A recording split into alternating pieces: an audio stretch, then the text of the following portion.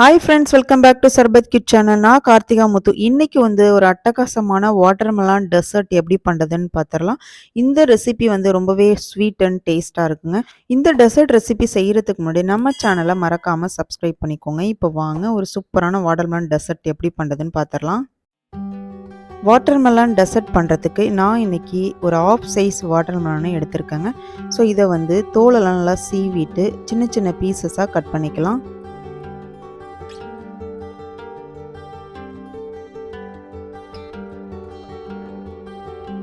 இப்போ வாட்டர்மெலனை கட் பண்ணியாச்சுங்க. இதில் இருக்கிற எல்லா சீடையுமே நம்ம தனியாக எடுத்து வச்சிடலாம்.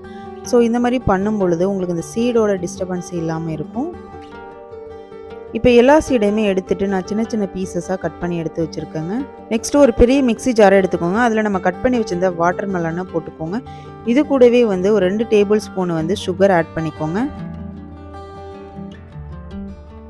நெக்ஸ்ட்டு இதை நல்ல ஒரு ஜூஸாக அடித்து எடுத்துக்கோங்க. இப்போ நமக்கு வாட்டர்மெலன் ஜூஸ் ரெடி ஆகிட்டுங்க. இதை ஒரு பெரிய பவுலில் ஃபில்டர் வச்சு நல்லா ஃபில்டர் பண்ணி எடுத்துக்கோங்க.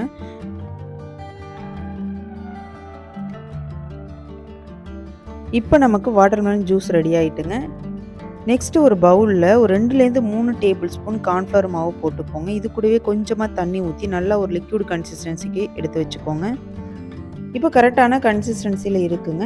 நெக்ஸ்ட் இப்போ டெசர்ட் செய்ய ஸ்டார்ட் பண்ணிடலாம். இப்போ அடுப்பை பற்ற வச்சு ஒரு பாத்திரத்தை போட்டுக்கோங்க. அதில் நம்ம அடித்து வச்சுருந்த வாட்டர்மெலான் ஜூஸை போட்டு கைவிடாமல் நல்லா கிண்டி விடுங்க.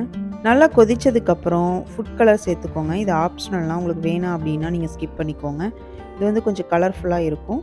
நெக்ஸ்ட் நல்லா கொதித்ததுக்கப்புறம் நம்ம கலக்கி வச்சுருந்த கார்ன்ஃப்ளவர் மாவை இதில் ஊற்றி நல்லா மிக்ஸ் பண்ணி விட்ருங்க.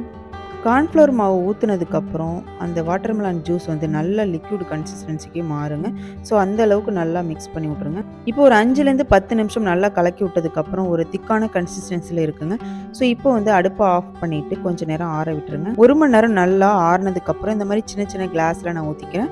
உங்கள்கிட்ட கிளாஸ் இல்லை அப்படின்னா சின்ன டம்ளர் இல்லைனா கப்பில் கூட நீங்கள் ஊற்றி வைக்கலாம். இந்த மாதிரி எல்லா கிளாஸ்லையும் ஃபில் பண்ணி வச்சுக்கோங்க. இப்போ எல்லா கிளாஸ்லையும் ஊற்றியாச்சுங்க. ஊற்றிட்டு இந்த மாதிரி லைட்டாக தட்டி விடுங்க. அப்போ தான் எல்லா சைடுமே அந்த ஜூஸ் போகும்.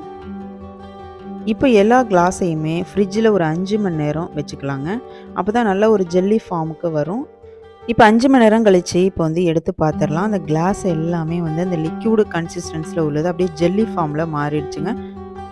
பார்க்குறதுக்கே ரொம்ப கலர்ஃபுல்லாக சூப்பராக இருக்குது பாருங்கள். இப்போ எல்லா ஜெல்லியுமே இந்த மாதிரி கிளாஸ்லேருந்து ரிமூவ் பண்ணி ஒரு பிளேட்டில் எடுத்து வச்சுக்கோங்க.